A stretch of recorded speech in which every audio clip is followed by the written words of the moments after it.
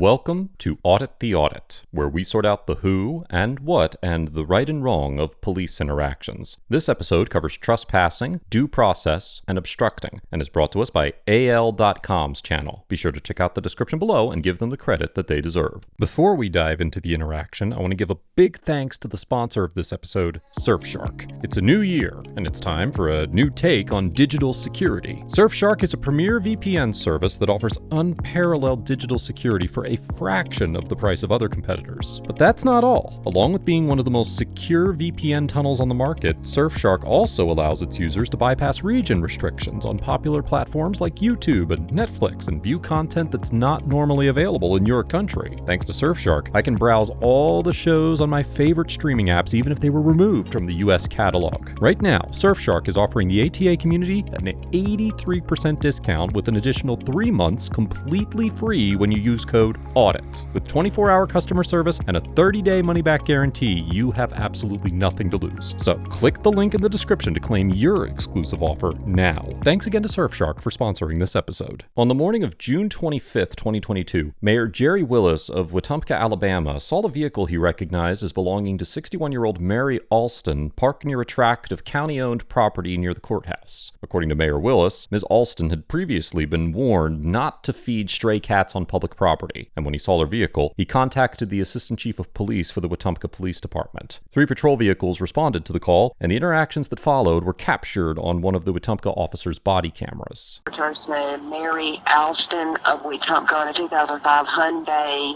Good morning. G350, green in color. Status is current, 29s are negative. How are you? I'm good. How are you doing? Good. All right. What are you doing? Trying to trap some cats. Okay. All right. We got a call that somebody was out here feeding the cats and stuff like that. So I'm trying to trap them. okay. You have your driver's license with you, man? Yeah. Where do you take them once you trap them? Okay. Wait a minute. I got 3. Y'all have 3 cop cars because I'm feeding cats. No, we always do this. It's That's fine. unbelievable. Thank you, ma'am. All right. Give me just a second, Miss Alston. Okay. Why don't you come up here and learn how to do this?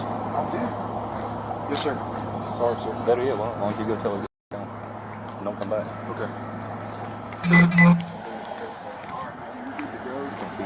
You're formally trespassed from this area right here, so if you come back and we catch you out here, you go to jail for criminal trespass third. No, ma'am. This is public property. City property. This is city And there's property. no public, Yes, ma'am. which makes it public property. Yeah, and the city does not want anybody feeding the animals around here because they're becoming a nuisance. I'm trying to help that nuisance by catching them. I mean, Okay. they should be thanking me. I've got a trap set right there trying to help catch them and get them out of here. Okay. We have an animal control officer that's certified for that. I know that, and Terrence knows that I try to help him catch them. Okay. We're telling you no. The trespass stands. Just don't be around here trapping them anymore, okay? All right, you have a good one. The officer informs Ms. Alston that she has been formally trespassed from the county property and that she will go to jail if she comes back. Under Section 13A-7-4 of the Alabama Code, quote, a person is guilty of criminal trespass in the 3rd degree when he knowingly enters or remains unlawfully in or upon premises. According to Section 13A-7-1 of the Alabama Code, the term premises refers to, quote, any building and any real property. The statute also explains that, quote, a person enters or remains unlawfully in or upon premises when he is not licensed, invited, or privileged to do so, and that, quote, a person who, regardless of his intent, enters or remains in or upon premises which are at the time open to the public, does so with license and privilege, unless he defies a lawful order not to enter or remain personally communicated to him by the owner of such premises or other authorized person. Additionally, the statute states that, quote, a person who enters or remains upon unimproved and apparently unused land, which is neither fenced nor otherwise enclosed in a manner designed to exclude intruders, does so with license and privileges unless notice against trespass is personally communicated to him by the owner of such land or other authorized person, or unless such notice is given by posting in a conspicuous manner. manner. The Alabama Supreme Court recognized in the 1965 case of Johnson versus State that the managerial office of a corporation or other designated official with authority in excess of that of only an employee has the authority to warn off a trespasser, and that such an individual can authorize a police officer to act as their agent and communicate a notice of trespass on their behalf.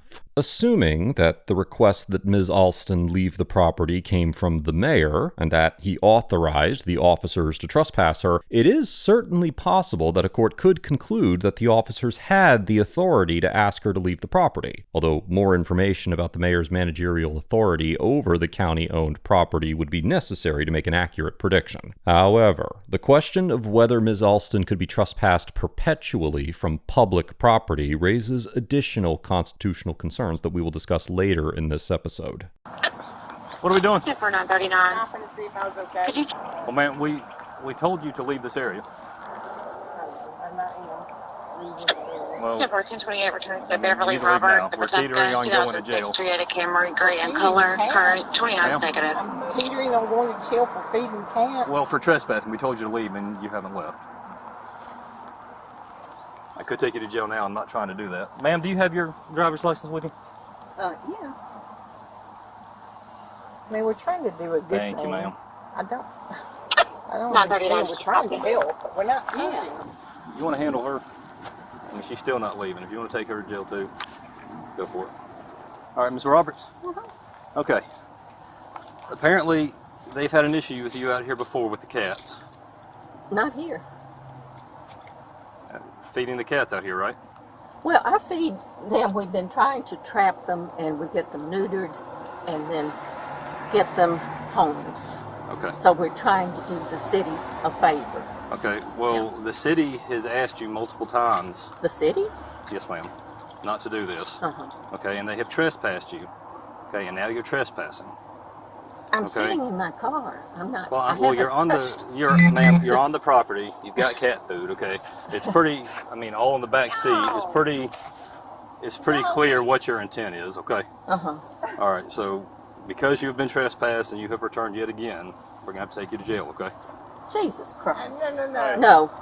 After the initial encounter with Ms. Alston, the officers returned to the same area of public property and, upon finding 85-year-old retired veteran Beverly Roberts sitting in her vehicle on the property, inform her that she's being arrested for trespassing because she had previously been trespassed from the area by the city. Although the Supreme Court held in the 1966 case of Adderley versus Florida that, quote, the state, no less than a private owner of property, has power to preserve the property under its control for the use to which it is lawfully dedicated, the United States Constitution does not forbid a state to control the use of its own property for its own lawful, non-discriminatory purpose. Again, despite that, trespassing someone from public property that is open to the public for an extended or indefinite period of time triggers constitutional concerns under the Due Process Clause of the 14th Amendment. Under the three-part balancing test established by the Supreme Court in the 1976 case of Matthews versus Eldridge, in which the court stated that, quote, the fundamental requirement of due process is the opportunity to be heard at a meaningful time and in a meaningful manner. Courts must consider three different factors when determining whether the government provided an individual with sufficient procedural due process before depriving them of a right. Now quoting. First, the private interest that will be affected by the official action. Second, the risk of an erroneous deprivation of such interest through the procedures used, and the probable value, if any, of additional or substitute procedural safeguards. And finally, the government's interest, including the function involved and the fiscal and administrative burdens that the additional or substitute procedural requirement would entail. As a plurality of the Supreme Court explained in the 1999 case of Chicago versus Morales, quote, the freedom to loiter for innocent purposes is part of the liberty protected by the Due Process Clause of the 14th Amendment. We have expressly identified this right to remove from one place to another according to inclination as an attribute of personal liberty protected protected by the Constitution. Indeed, it is apparent that an individual's decision to remain in a public place of his choice is as much a part of his liberty as the freedom of movement inside frontiers that is part of our heritage. Relying in part on this decision, the 11th Circuit Court of Appeals, which has jurisdiction over Alabama, determined in the 2016 case of Catron versus City of St. Petersburg that 4 homeless plaintiffs had been unconstitutionally trespassed from Florida city parks without receiving due process of law. The court noted that, quote, plaintiffs have a constitutionally protected liberty interest to be in parks or on other city lands of their choosing that are open to the public generally, and that, while, quote, a person may forfeit this liberty right by trespass or other violation of law, due process was needed before an individual could be deprived of this liberty interest. Because the ordinance granted, quote, a lot of discretion to many different city agents to issue trespass warnings for a wide range of acts, the court reasoned that, quote, given that these warnings operate like some kind of injunction, this situation creates a substantial risk of erroneous deprivation of liberty. In concluding that the plaintiffs received insufficient due process before receiving trespassing warnings for public property, the 11th Circuit recognized that, quote, the ease with which trespass warnings may be issued is particularly problematic here, because the trespass ordinance provides no procedural means for a warning recipient to challenge the warning. Even if it is impractical for the city to provide a pre-warning hearing to assure that there are reasonable grounds to support the trespass warning, the city must provide some post-deprivation procedure to satisfy the requirements of the due process clause. Here, although we do not know all the details of Ms. Roberts' initial trespass warning, it appears that neither Ms. Alston nor Ms. Roberts were provided with any opportunity to be heard or challenge her trespass from the county property near the courthouse. And a court applying the 11th Circuit's reasoning in the Catron case would likely conclude that this violated their right to due process of law under the 14th Amendment. You can go too.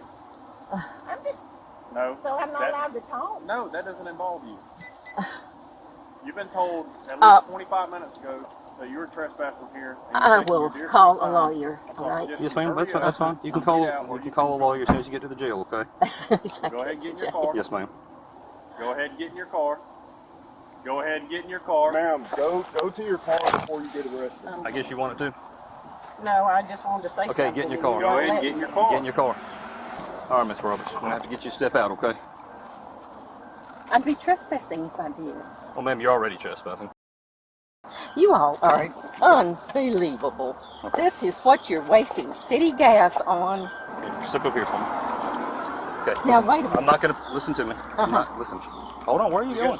I'm going to give her my car keys so she can get my car to my Here, house. give it to that officer right there. He'll I hand do them to her. want to say one thing Hey. to you. It's going to get ugly if you don't stop. Can I please say one? Okay. Now you just got another charge. Can I say Congratulations. one thing? Get out. I'm tired. Get out. Get out. I- Get out. Help him. I got hurt real bad. Ma'am, go ahead and step in. Come on. Close my car door, Ma'am, please. we're going to get all your stuff. Just step in for me. Well, I can't without, I'm almost 85 years old. Yes, ma'am. And I had every intention of putting those handcuffs in the front for you until you started acting like that. I'm sorry I can't get in. After the officers tell Ms. Roberts that she's going to jail, Ms. Alston attempts to speak in her defense, and the officers order her to return to her vehicle. Later, the body camera footage shows another officer taking Ms. Alston to a police vehicle in handcuffs while Ms. Roberts was also being arrested, and it was later reported that Ms. Alston was charged with interfering with government operations, in addition to trespassing. Under Section 13A-10-2 of the Alabama Code, quote, a person commits the crime of obstructing governmental operations if, by means of intimidation, physical force or interference, or by any other independently unlawful act, he intentionally obstructs, impairs, or hinders the administration of law or other governmental function, or intentionally prevents a public servant from performing a governmental function. Based on the requirement that an individual use physical force or engage in a so-called independently unlawful act, it does not seem likely that that Ms. Alston could be convicted of this offense, at least based on the body camera footage available, for simply expressing her disagreement with the officer's arrest of Ms. Roberts. Not only is it perfectly legal to speak in opposition to police actions, as the Supreme Court noted in the case of City of Houston versus Hill when it said, quote, "The First Amendment protects a significant amount of verbal criticism and challenge directed at police officers," but also in that case, the court also explained that, quote, "Speech is often provocative and challenging, but it is nevertheless protected against censorship or punishment, unless shown likely to produce a clear and present danger of a serious substantive evil that rises far above public inconvenience, annoyance, or unrest." Here, because the available body camera footage shows that Ms. Roberts did nothing to interfere with the police officers beyond attempting to speak her opinion, which the officers quickly censored by ordering her to return to the car, it seems probable that a rational court would conclude that Ms. Alston could not be arrested for obstructing governmental operations.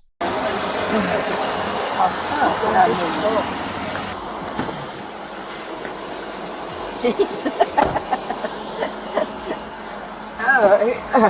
Both women were arrested and charged with criminal trespassing. Ms. Alston was also charged with interfering with government operations, and Ms. Roberts was charged with disorderly conduct. In December of 2022, Municipal Judge Jeff Courtney, who participated in a group prayer session with Prosecutor Brett Ekdahl and other city officials before the trial started, found the women guilty of all 4 charges and sentenced them to 2 years unsupervised probation, a suspended sentence of 10 days in jail, and $50 fines plus court costs for each charge. It should also be noted that under Section 30-3 of the Wetumpka Code of Ordinances, Judge Courtney was appointed by the City Council and must be reappointed every 2 years. Ms. Roberts and Ms. Alston's attorneys both indicated that they have filed a formal appeal requesting a jury trial and intend to file a lawsuit against the city. Overall, Ms. Alston and Ms. Roberts get an A for standing up to the city's authoritarian and likely unconstitutional actions, taking appropriate legal action by appealing their convictions and preparing to file a lawsuit, and making a genuine effort to assist with the feral cat problem facing the city of Wetumpka. While it is possible that they may have been trespassing, the constitutionality of such a charge is highly questionable. And, according to Ms. Roberts' attorney, the prior trespass warning she received was for the dumpster area near the courthouse, not the open field where she was arrested, which was between 50 and 100 yards away. Likewise, although a city official claimed that cat food had caused problems, such as attracting buzzards and more stray cats to the area, this was disputed by multiple defense witnesses at the trial. And, moreover, Ms. Alston and Ms. Roberts were attempting to lure the cats with food to trap them, neuter them, and return them to their original location. They were not simply leaving food out for them to eat. Trap, neuter, release programs like this are widely recognized as an effective and humane way to manage feral animal populations. And although I'm in no way an expert in this area, I commend Ms. Alston and Ms. Roberts for their compassion and their commitment